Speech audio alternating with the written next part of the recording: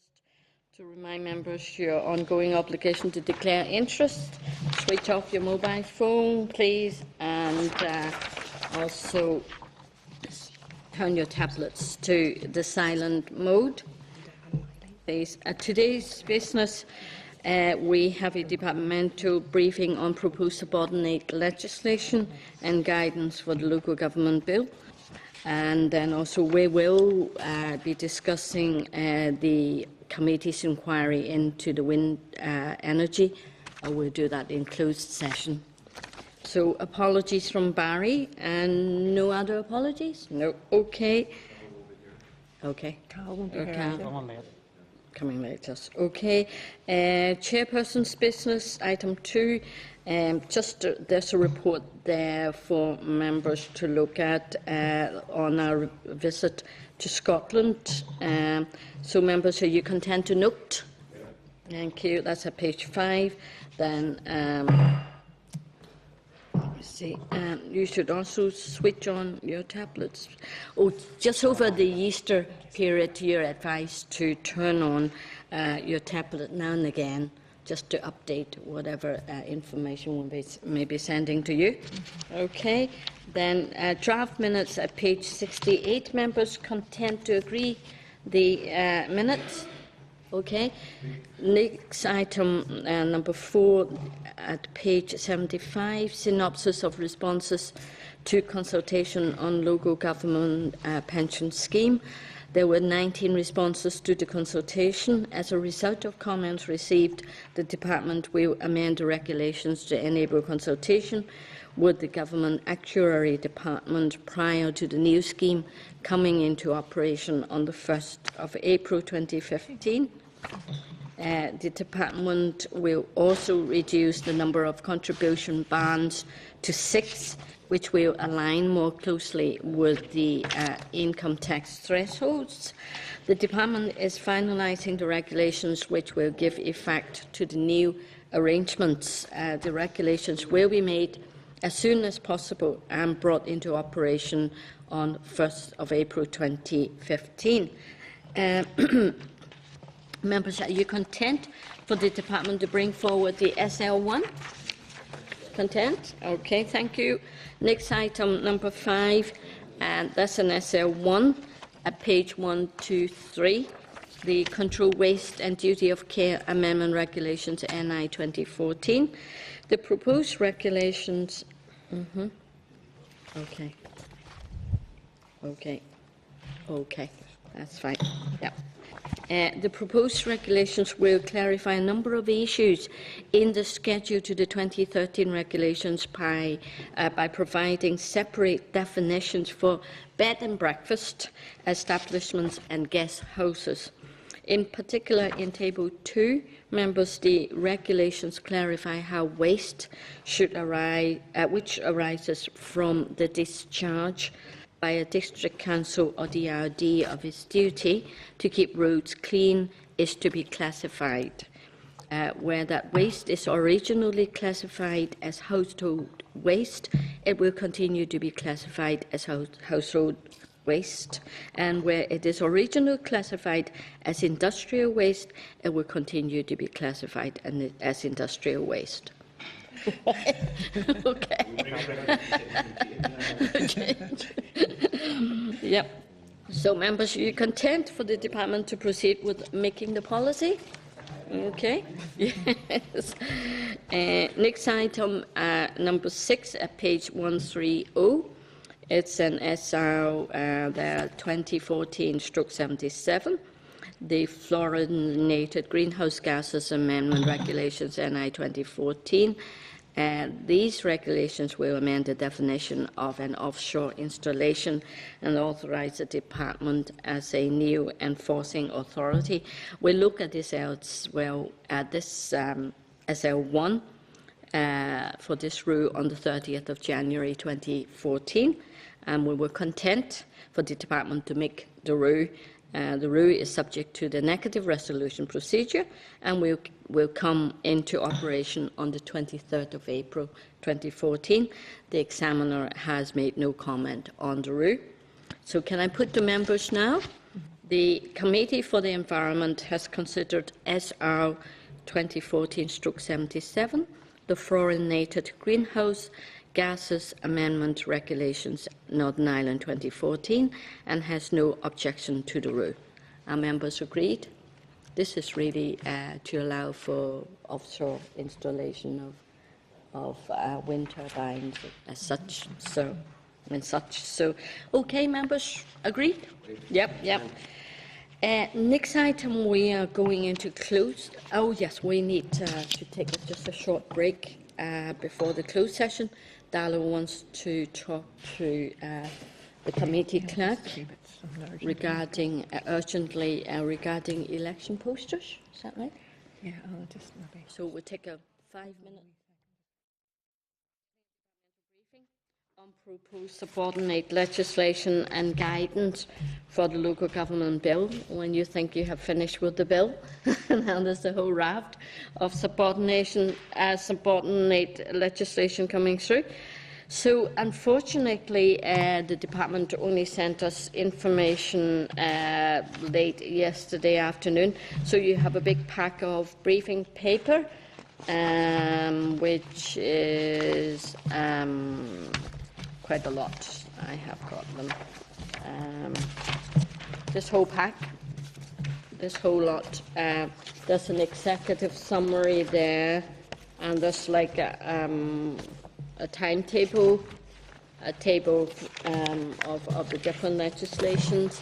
And if I can welcome Julie again. And John, we were just saying you think the legislation's now over, with the bill over, but now there's a big lot of subordinate legislation coming through in guidance. So, Julie, why did we get your paper so late? 6 o'clock yesterday. It's because, well, two things really. One, the amount of work needed in relation to the bill.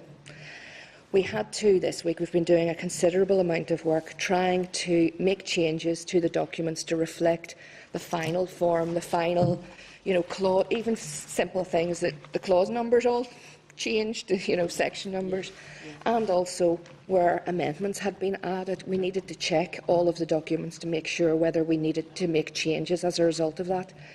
And, I apologise that these came to you so late. But, as I say, it was simply a matter of resources and, trying to juggle the two things at once. But now that we've got the bill out of the way, we can give our full attention to the programme of subordinate legislation and guidance until the next bill. Yes. You have to talk us through, because none of us have time actually to look at it. So, okay. If I can say, whenever we do send these out for consultation, which will be imminent, we'll come back again, and once you've got the final versions of everything, go through all of them with you. Again, more than happy to do that. Okay. Which paper should we start with? I think if we start with the timetable. The timetable, okay. So that I can basically update you where. This one. Okay. We are with everything, and then when it gets to individual pieces of legislation and guidance, then maybe John will take over and give you more detail of what's actually going to be in those that you don't already have copies of. So you've got the updated schedule of work, and we've also given you copies of the executive arrangements, regulations, and 3 sets of guidance. These documents have been developed with the legislation working group, and we're very thankful for the input we've had from the local government representatives on that group. And so if I go through the table now to the various pieces of subordinate legislation and guidance, as you know, we already have the transitional, supplementary, incidental provisions and modifications regulations. Lovely piece of legislation, just trips off the tongue, the title of that one. And that will make arrangements for the shadow period. The closing date for that consultation is the 2nd of May. And as soon as the bill receives royal assent, we will be laying those regulations in the Assembly and making arrangements for the debate, because they're draft affirmative legislation. The intention is to have those regulations in place by the 26th of May, which will be the first day of the new councils, 4 days after the election. The draft code of conduct for councillors is also out to consultation, and again, it will be laid in the Assembly as soon as we get royal assent and will come into operation. Yes. We're talking about operative date. Yes. Is that the date which will be laid in the Assembly? And No, that's the date that they will be coming into operation, the 26th of May. Right. I'm just wondering, for example, if you take, I'm just taking as the first example on the draft local government, if the consultation period ends on the 2nd of May, It's would the intention then to have it laid in the Assembly between the 2nd and the 26th? Yes, I know it's very tight. We have worked out timetables for it. It is possible but tight, and it means then that we're going to have to turn around the synopsis very quickly so that you're given time to look at the synopsis before we do that. Okay. Appreciate just one bit. I don't know whether this will impact anything. Pretty much, I don't know if this affects the timetable slightly in that regard, but with the elections coming up, I think most of the committees aren't meeting. In fact, for example, as regards, aren't meeting on the week of that, and I think there'll be probably a wee bit of rundown in that regard. And just the other bit, just in terms of timetable, I mean, I know this maybe, I don't know what the tic-tacking goes on with these things. In terms of the legislation, the bill that went through, do we more or less have an idea of the exact date, or roughly speaking, the date in which the royal assent will actually be given, or when does that actually become operative? Royal assent is normally within 6 weeks of final stage.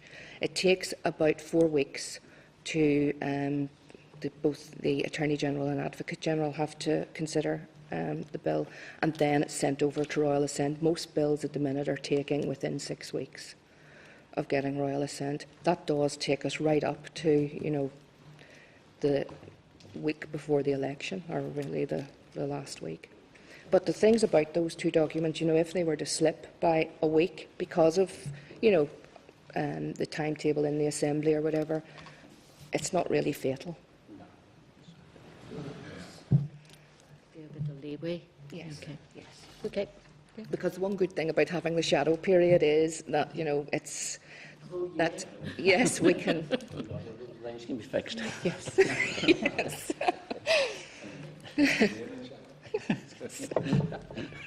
Stay in the shadow period. So Julie, yeah. the next group of documents then all relate to the governance arrangements in the bill, and of course these will be of most interest to the local government sector and to political parties rather than, I think, more generally. The intention is to issue these documents, there's 2 statutory rules and the guidance for public consultation, but at the same time to carry out a targeted and intense consultation with the local government sector, particularly through NILGA, just because we're having to shorten the consultation period, and because these are important documents, we want to do that intense consultation, and also we'll be referring them to the political reference group also for feedback on those documents. Ideally, we would have liked to have had these in place for when the new councils held their first meeting. However, because of, as I've said, the work on the bill and whatever, there's been a few weeks slippage here. And so because of the time needed to get the statutory rules through the Assembly, it may not be possible to have the 2 statutory rules in place for the first meeting of the new councils. However, the intention is to have these in place before the summer recess. Where the executive arrangements and standing orders regulations are concerned, it's highly unlikely they would be needed for the first meeting anyway of the new councils. For example, the positions and filling of positions of responsibility are dealt with in the bill itself. And as well as that, the transitional arrangements regulations will apply the provisions in the bill in relation to filling of positions of responsibility and appointing presiding and deputy presiding officers in the new councils. So that's actually dealt with both in the bill and the transitional provisions regulations. Those transitional provisions regulations also allow for a second annual meeting of the councils to be held at any time during the shadow period. So that means that different councils of the new councils may be at a different stage in deciding what form of governance arrangements they want to put in place, and this is a recognition that that the councils will be able, once they have decided the way they want to go forward, they'll be able to have another meeting to decide on whether they want to go with an executive arrangements or whatever. But where the executive arrangements legislation is concerned, we wanted it out there during the shadow period, not because actually we think that during the shadow period many of the new councils will be wanting to use executive arrangements. I meant that they'll be using executive arrangements. It's more to put those in place so that they can decide during the shadow period whether from the 1st of April they want to run one of the... Yes. So it means then that they'll have the information available to do that. We also intend to carry out a review of all of the governance arrangements round about the end of this year, and really to learn from the shadow period to see whether any amendments need to be made to either the regulations or the guidance, or whether any additional guidance is needed. Also throughout the year, if the 11 incoming councils tell us that they think additional guidance is needed, we will be dealing with that. But that's the advantage of having the shadow period, that we're able to deal with that, so that what we have in place for the 1st of April is more robust and what's needed. We intend to issue the Model Constitution, which is being developed through the Legislation Working Group, from June to September. And the next group of documents relate to community planning and performance improvement, and that's the Community Planning Partners Order, the Statutory Guidance on Community Planning, the Performance Indicators and Performance Standards Order, and the Statutory Guidance on Performance Improvement, and these will be issued for consultation in the autumn. The final item is the compensation for redundancy regulations, and these are being taken forward by the HR Working Group and the Local Government Joint Forum. And the timetable for consultation on these has yet to be decided, but obviously those regulations need to be in place before the 1st of April 2015. What we will do is, we're doing a stock take again of all of the enabling powers in the bill, and if that timetable is updated, we'll keep you up to date with it. We'll send you revised versions of the timetable. So happy to take any questions about the timing issues, but equally, John can provide you with more detail about each of the individual pieces of legislation, if that's...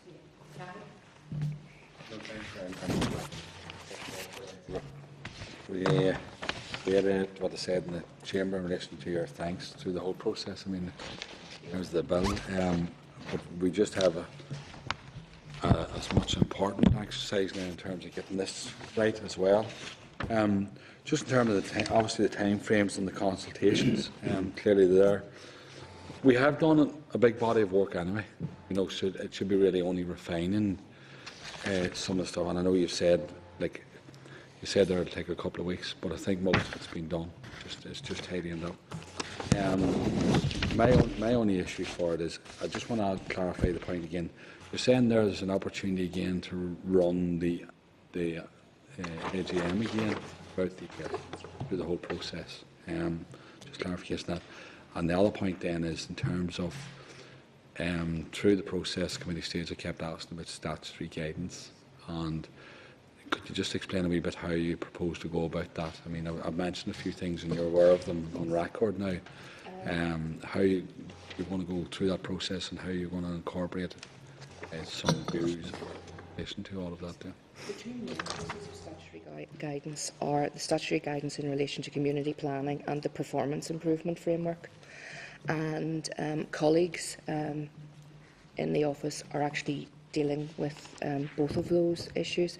They're actually going out to talk to councils and also community planning, those organisations that are likely to be community planning partners, really to bring them on board with what will be expected of them. Also meetings with other departments, because of course community planning places a duty on departments, and the other departments need to be aware of what will be expected of them.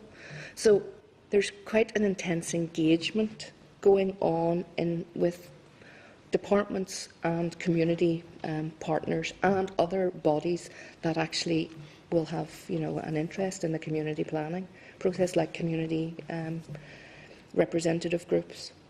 And once all of that engagement has taken place, then that's when the guidance will be, drawn up, and we'll be working with those organisations in drawing up the guidance. And sorry, go on ahead. If I can add to what Julie, without sort of wanting to prejudge what our colleagues will be doing, I think we have the benefits of being able to look at sort of the guidance that was issued in Scotland and was sort of then added to in Scotland in terms of the community planning process there, and also community planning process in Wales, where substantial guidance was issued. So you have those sort of experiences, and we also have the advantage of the foundation programme that is currently being taken forward by the STCs. So we can learn, the colleagues can learn some lessons from that to start to develop a comprehensive piece of statutory guidance, and also then to sort of address the issues that have been highlighted through our engagement with the committee, and that were issues that were also raised in the chamber. So we can start to sort of cover all of the key elements without wanting to be overly prescriptive in terms of how councils take that forward, but that you have that sort of guidance of issues that they may want to think about. Some issues may be more sort of substantive, but it is that sort of providing, because the whole idea of sort of doing the high level framework is to provide that sort of local nature to community planning, but then sort of building in the issues that each community plan should be looking to maybe address. Just finally, obviously it's going to be a big body of work, and it's how we start off, it's how we're going to finish. And I mean, I'm aware that there'll be a period now, obviously, a transition to go into 1st of April is when to be, and 31st of March is the end of the old councils. Yeah, I'm just wondering, just specifically in terms of the legislation that has to come through ourselves back to the Assembly, and those other pieces that maybe need to go through the department. Can you give us detail in terms of what's needed, or here's what's on the list in terms of the affirmative? It is. Right. Okay. No, that's grand, Chair. Yeah, thank you. Yeah. Thank you, Chair. Thanks very much. You will be aware, obviously, I was one of your critics on Tuesday regarding bringing forward these regulations, but thanks now for bringing them. I suppose a couple of issues, just one specific query around the one that we have tabled today, and I think that's by negative resolution actually. On the executive committees, I noticed Schedule 1 talks about the functions not to be responsible for by the council's executive. Yes. Are those still all powers that are within the council's remit, but would have to be taken by council, or could some of those be still with departments? No, those are all functions that are the functions of a council, and so those are functions. They're all, if going down the list, they're all sort of functions of a regulatory or quasi-judicial nature, and so those must remain. If a council goes for executive arrangements, those functions must still be delivered by the council. Okay, all right. My second issue is around the, your summary here, which is very good. It would be useful at some stage. I don't want to go into all the detail today, but at some stage, if we had at least a bit more information on each one of them, that synopsis is good, but just could do with a wee bit more information. I know you're under quite a bit of pressure because there is a lot of material in all of that, so I totally accept that. But as and when they become available, I would appreciate it anyway, and I'm sure other members would if we would get that. And as I say, we will be, keeping this list under review, and if any additions are needed to it, we'll let you know. We'll provide you with updates of the schedule.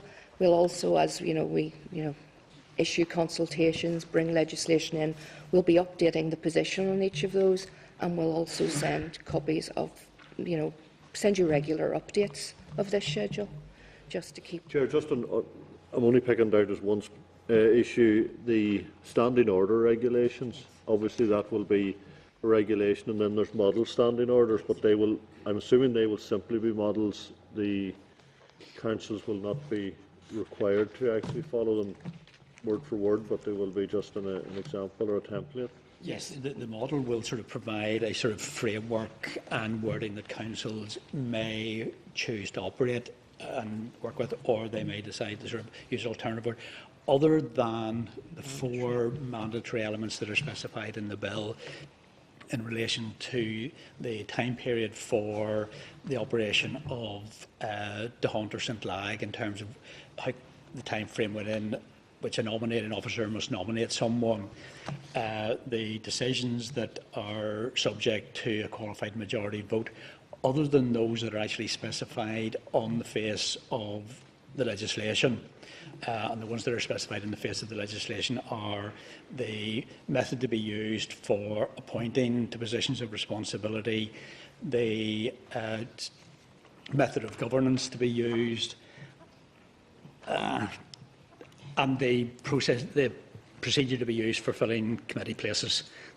Those are the 3 that are specified on the face of the bill, so they will not be in the standing orders regulations because they're already there in legislation. And then there's the call-in procedure, and then the process for appointing the committees if more than one committee is appointed at a particular point in time. Okay. Thank you, Chair. Lord Morrow. Thank you, and again, appreciation for all you've been doing. I don't know whether you intend working on Easter Monday or Tuesday or not, but you could. Have to this time. It's just, Chair, in relation to 2 points around the compensation for loss of office, and I see that you have no dates in yet this is one that there is no leeway on, in that you must have it completed. Yes. And it must be done by April, but still to be confirmed. Yeah. What we can do is, that's not something that our team's dealing with. It's another team within. It has to be dealt with. Right. But what we will do is we'll get an update on that sent to you. Yes. On where that is. We're working with the Local Government Joint Forum on what the terms of that will be, and I think that's already been decided. It's now an issue of working out what the regulations should say and working out the timetable for when those will be consulted on, but we can ask for an update on the timescales to be sent to you on that one. Yeah. It's just, Chair, that, I mean, there's quite a bit of turbulence within local government among the staff and all at the moment, because their futures are going to be different there, and the sooner that I think that this can be dealt with, then the better. It was no fine. Yeah, that was the commencement. No, that's all I want to say. Thank you. The commencement, if I can just, because it's something I didn't touch on. I mean, the intention is that the governance and ethical standards will be commenced from May, with also the enabling powers to allow us to make all of the various pieces of subordinate legislation, and that everything else will commence for the 1st of April. Thank you. Thank you, Chair. Okay, thank you. Peter? Yeah, Chair, thank you. I mean, I think it's a very useful document, particularly in a series of documents. I suppose just 2 issues. One, I suppose one slight concern I would have is a lot of the aspects will be things that would be no problem in terms of the agreement with. There will be aspects which require a high level of detail and may or may not have a level of controversy within them. I mean, I'm just wondering if, to take one example, taken from a reasonably sort of semi-non-political, but I mean, there was different discussions about what would be an automatic QMV, for example, and we had evidence from Belfast City Council, and they said their concern would be that, from that point of view, the department would draw this too widely. I'm taking that as an example, he may not do in that regard. But I'm just wondering, with some of the aspects of this, the period for consultation and then bang quickly into regulations does seem very tight and very soon. And it occurs to me, as a lot of the regulations cover a number of aspects of things on it, I suppose my only concern would be if you get into a situation where there's effectively like 10 points covered, for want of a better thing, within regulations, and everybody's happy enough with 8 or 9 of them, but there's controversy over 1 or 2. You know, it doesn't leave a great deal of time for a bit of discussion around how those are dealt with, which is the one thing. The other aspect, just from an area of detail, as opposed to tease out where we were, and I appreciate I was out of the room for a minute or two, so forgive me if this has been answered.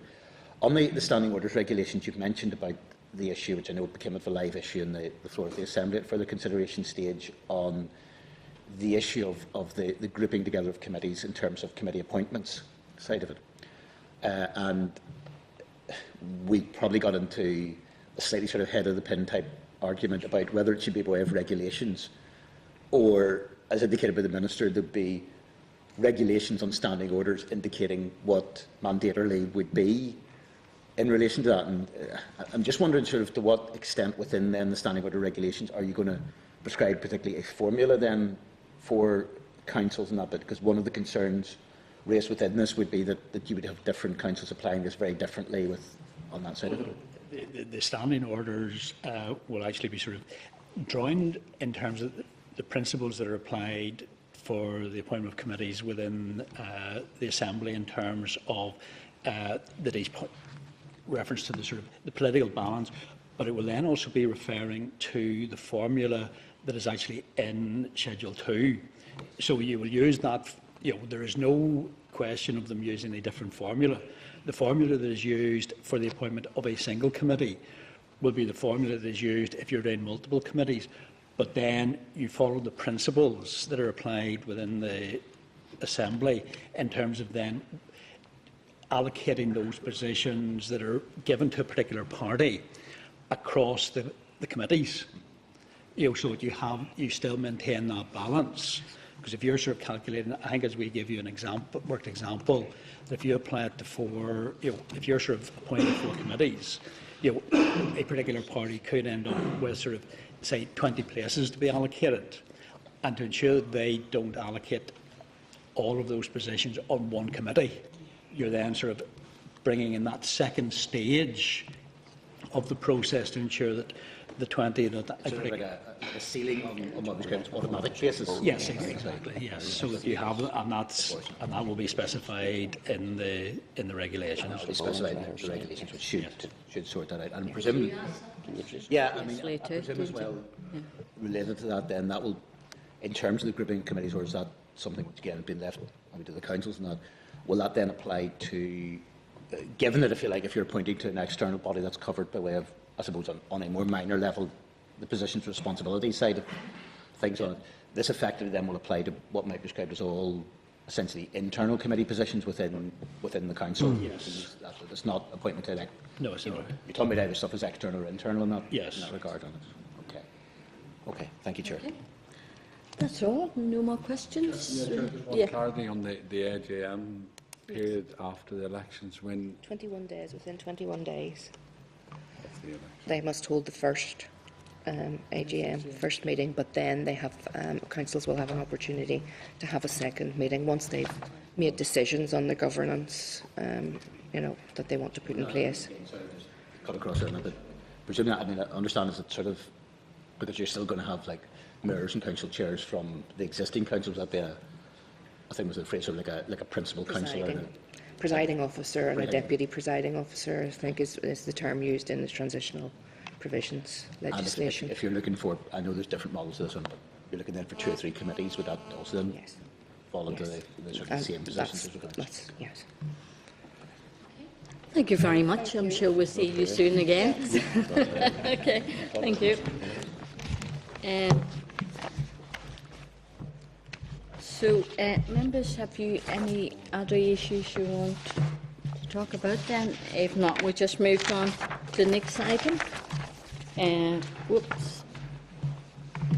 Then, next item's correspondence. We have a correspondence cover note with suggested action at page 142 for you members. Page 142 there. Yep.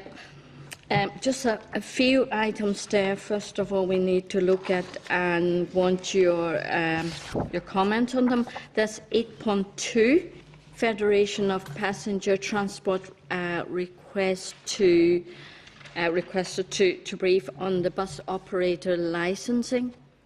So, members, you content for a briefing from them? We had the rural bus operators a couple of weeks ago. So happy with that? Okay. Yep. Next one is 8.3, page 145, and that's from the Daradian gold mine. Members, are you content for us to forward to the department for the comment on this? Explosives. Okay. Okay. 8.4 is at page 146. That's the Mourne AONB residents group wanting to brief on the ASSI destination in the Mournes. How do you want to respond? I just thought maybe we sent a letter to the department first of all. They're saying the department has gone ahead to designate ASSI in the Mournes area, and they're saying, kind of riding roughshod over them. So if we can send a letter to the department first of all. Could we? Go on. I agree, send the letter to the department. I notice here that they've said at the bottom of it, we're very unhappy with the situation and urgently request that the Environment Committee come to a public meeting in Kilkeel. I've been to one in Kilkeel, a public meeting about ASSIs, and Don't recommend us to go. Enough quite said. happy if we go back, Chair, but as long as we're all there.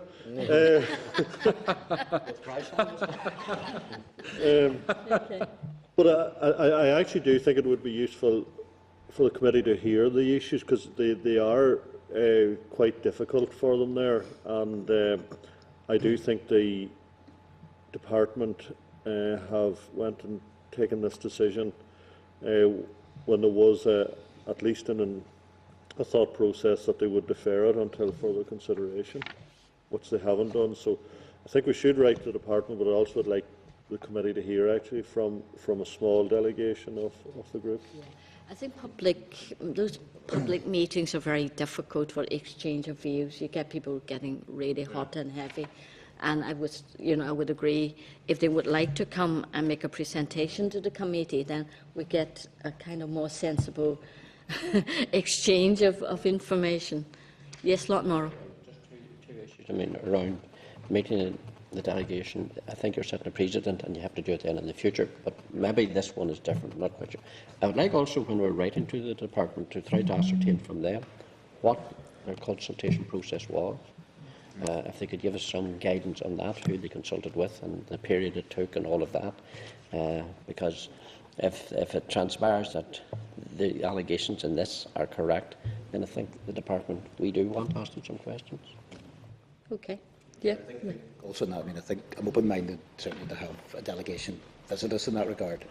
I think the one that we need to be very wary of on this occasion and others as well, if there's an invitation for the committee to attend a public meeting, I'll be very dubious about that on the grounds that it's nothing to stop any individual going, but once as a committee you accept going to a public meeting, it then becomes very difficult then to turn down other such invitations, and I'm not sure it's really the role of a committee to go along to a public meeting anyway. I don't think that's the nature of the beast. I think anything we're having, we want to control on our terms and be able to do I'd be that. happy to recommend that the committee should provide this to committee. No, Chair, I do think we need a pragmatic approach, and the issue of writing to the department, getting the details, and I would be happy to support Lord Morrow's issue about getting the criteria for the consultation. But I am deeply unhappy, and it's not an issue just over the Mournes. I've raised this before about how the department actually put on ASSIs, and it is really they do ride roughshod, in my belief, over the landowners. Once that's put on, there is a raft of restrictions on the local people. I don't disagree with what Tom said, but could we just go through this, see where this takes us, Sure. whenever we get information back from the department, and then we can... Yeah. Okay, members. Then the others are off for you to note, members. But there are also tabled items. They came quite late, so that's in your table pack. Okay, so members, it's item 9. What page is that? Page 9. Sorry, item 9. I mean page 9. It's, we have a few of them. Yeah, 9.5. I think we need to look at. Is that right? Can you talk us through, maybe Sheila, just quickly? The letter at 9.5 is from Mr Edmondson of the Portaferry Regeneration Group. He is saying that there's been an immediate stop on funding which was agreed in the conservation area within Portaferry. It's related to listed buildings, and they are very unhappy about this, and what he's actually done is he's copied us into a letter that he has sent to the Minister. That's on page 13 of your tabled items. It's European match funding is at stake, as far as I can make out from what And he's is it quite urgent then? Well, Because yes. it's very urgent because then their work is stopped and. Well, it appears that they it's- were that funding was promised to them, and now it's been put on hold indefinitely. So he doesn't appear to understand why this has happened. So Okay. Maybe we asked the response to be sent to us, the response from the department to be copied to us, members, and then we get the response before we can act on it. Would that be okay?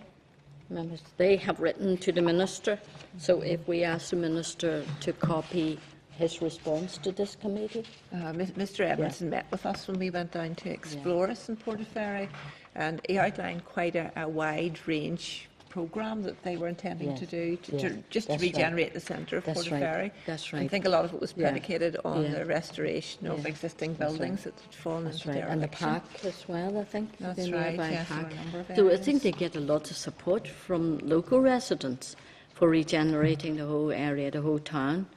So, members, would you agree that we just ask the department to send also the response to him to this committee?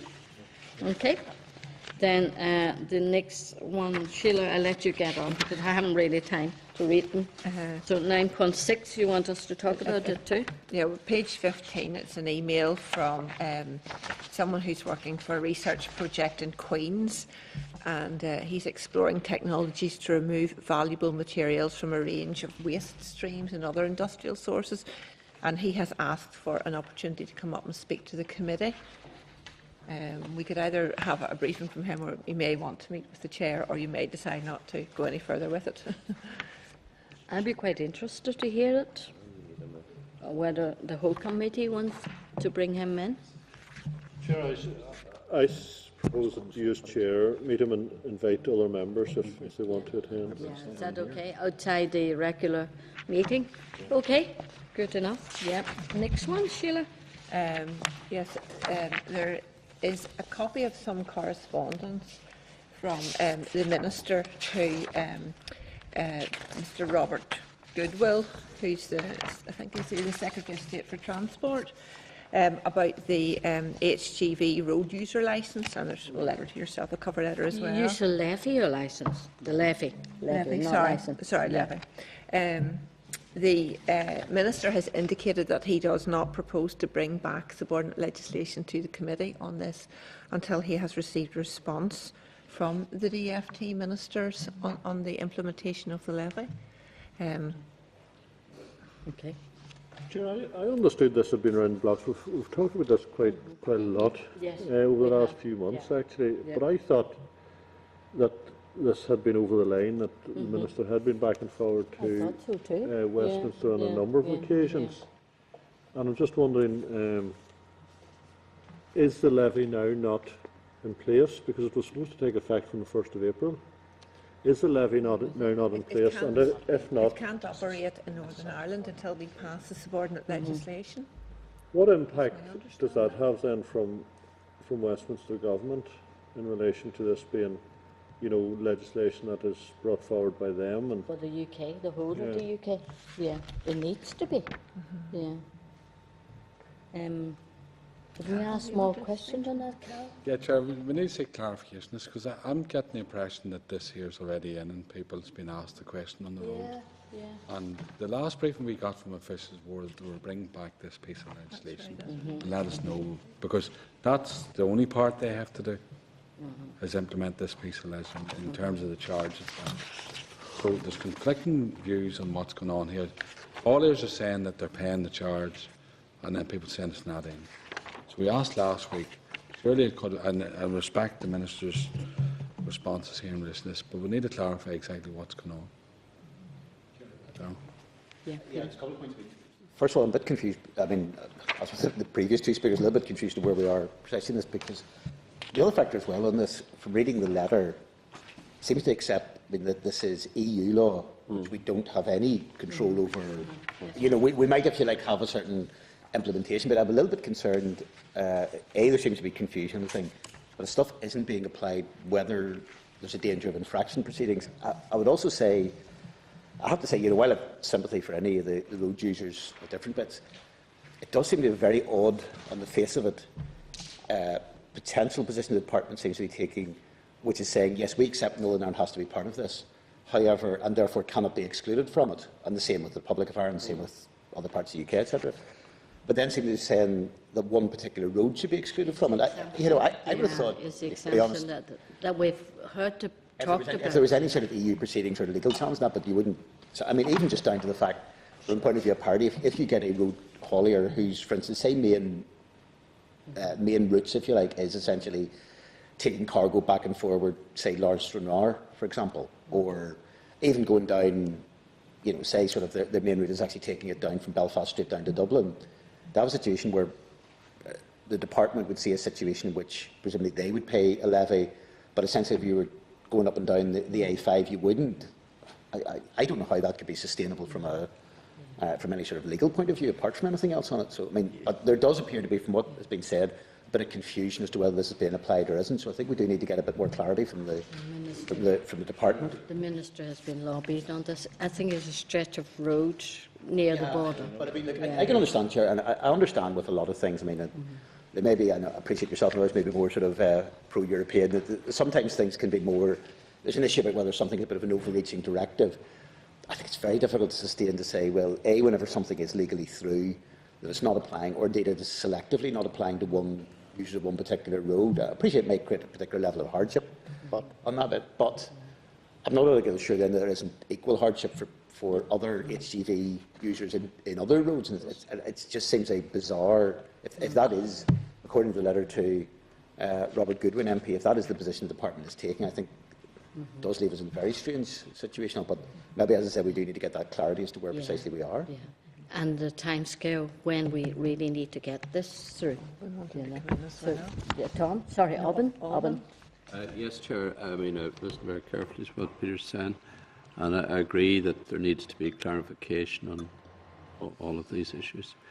But my understanding was that the implementation of this was for all roads in Northern Ireland, save a few miles of roadway, which were specifically exempted. But that doesn't exclude the possibility of other exemptions being made to other roadways. And I think that's the point that needs to be stressed here, because there is a recognition that there are certain roads that should be exempted for reasons that we know. I think that also has to be clarified now.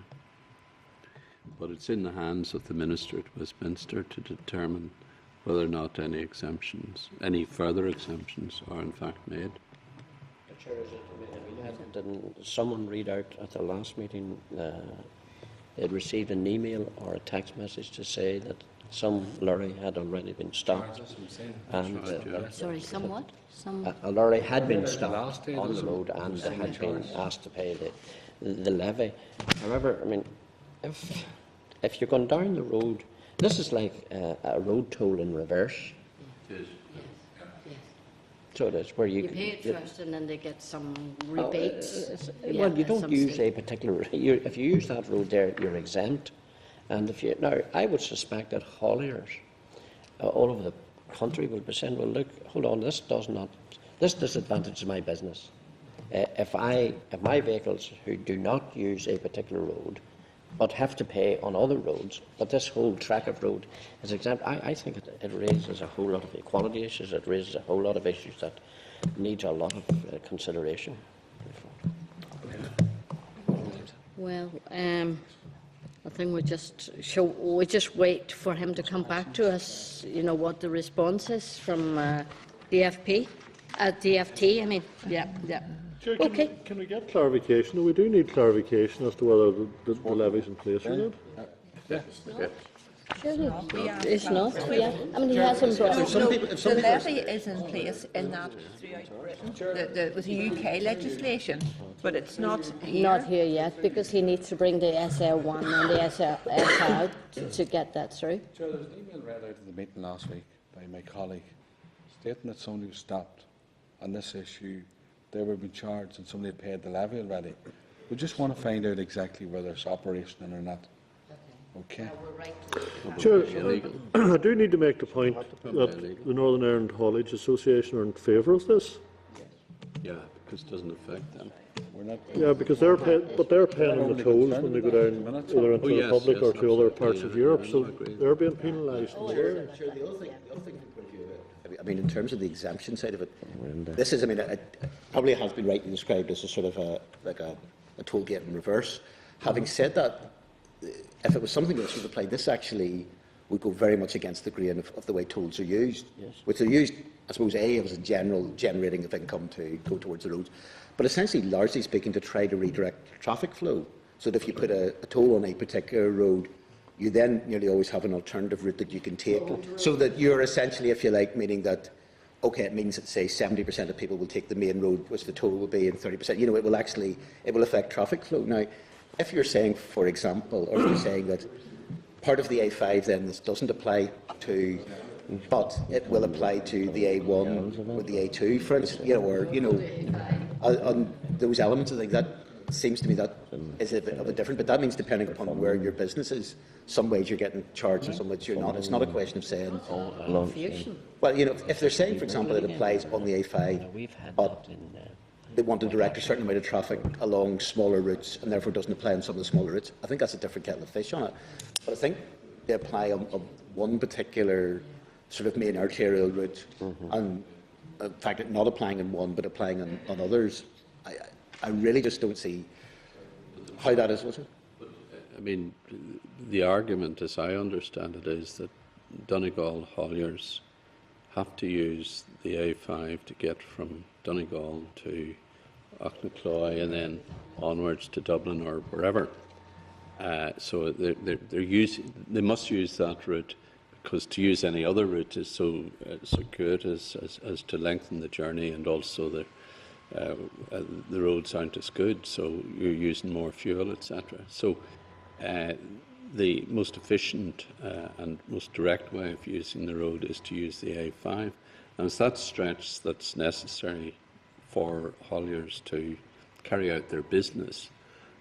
It's not that they're doing business in Northern Ireland. In fact, they're just using the road going southwards. Then the same argument can be used of an awful lot of roads, that if you're hauling business, that yes, there can be some other route that can be taken. Of some, you see, that's the point. In some cases, that you're actually having to do something that's so torturous by way of an alternative route.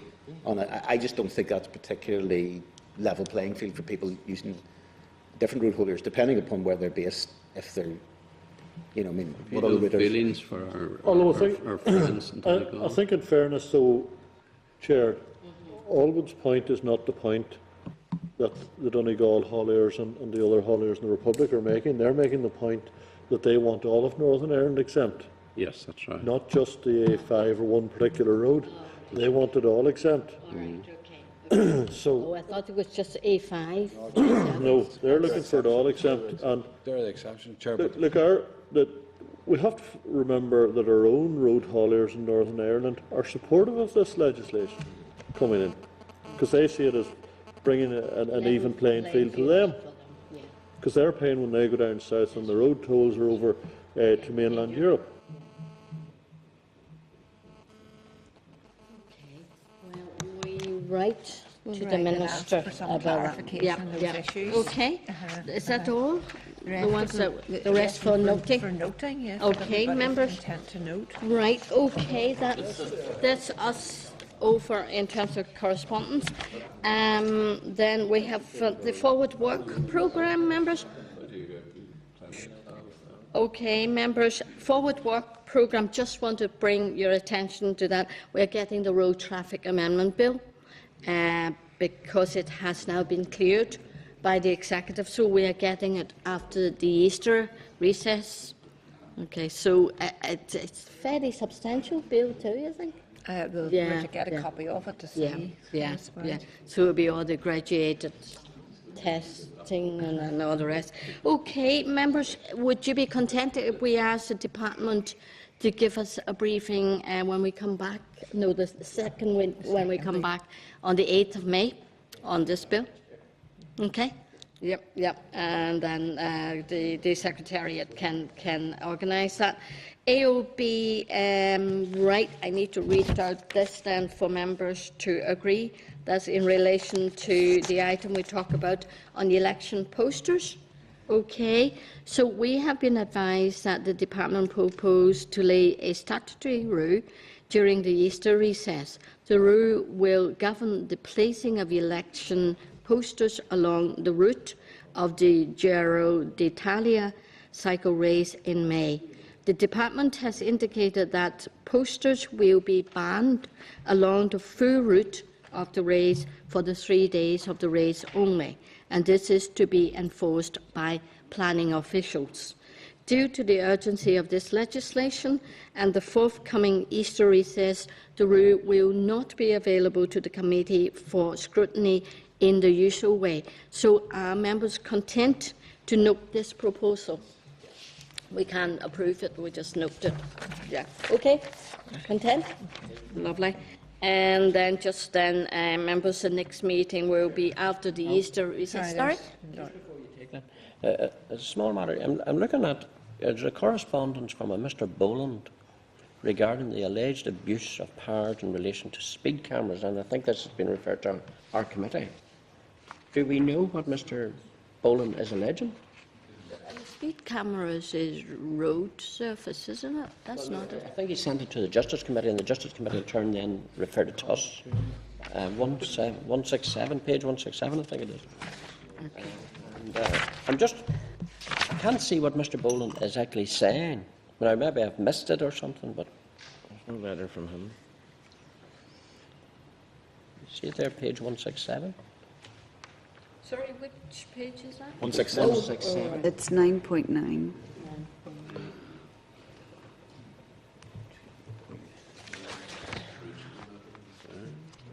Isn't there?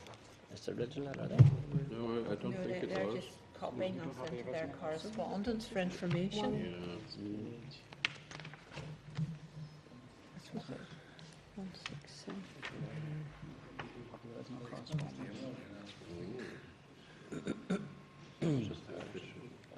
Aye, that's only from the Committee for Justice, is that right? Yeah.